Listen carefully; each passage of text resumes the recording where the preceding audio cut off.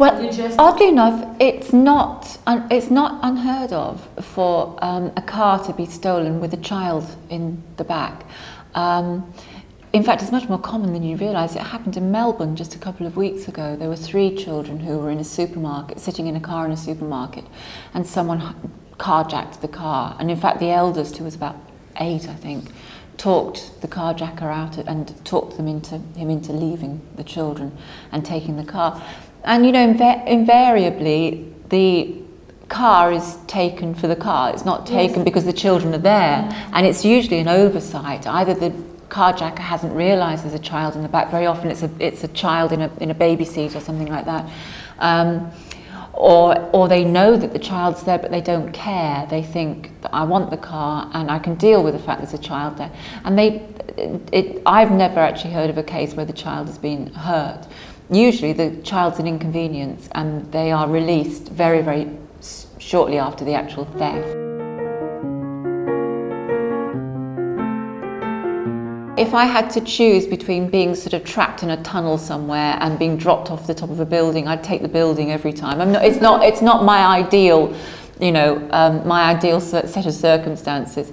And I think diving, because a lot of the books obviously do revolve around diving, and in fact the whole engine, in fact, behind the whole of this Fleas part of this series came from a diving accident that I heard about. I won't go into it here, but and I think that diving and being underwater environments feature very, very heavily in the whole of the series.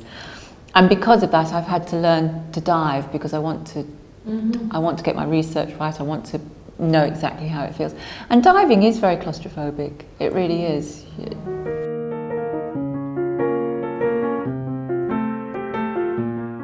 Not as much as I would like to.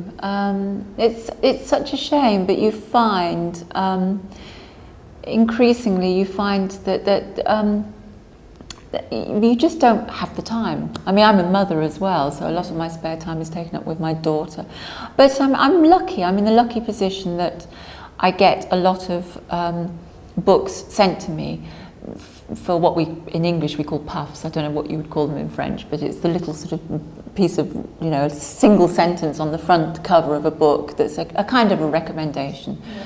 And I get books every day virtually from publishers saying, will you recommend this book? So I'm really lucky. I've got a huge supply of books I can dip into, and that's where and in fact you discover people that you would never ever have heard of, that you'd probably never pick off the shelf, just through that process.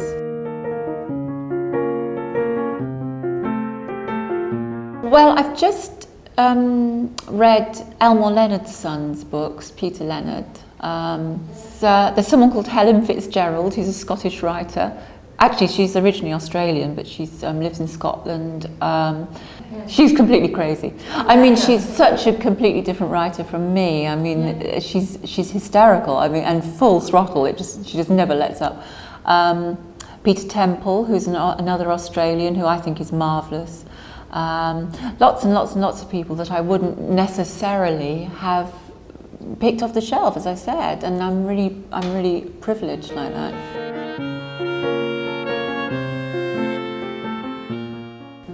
I think they probably have more in common with American writers. I mean, one of the big problems in answering that question is that they don't get published. That, you know, the Australian publishing industry is not huge, and if the writers it does publish tend to be overseas, and you don't really get you don't get that export. So you have to look pretty hard to find Australian writers. But I guess the difference for me is, it might be to do with the fact that the reason I'm linking them with American writers is there's always that sense of, it's a sort of frontier mentality, you know.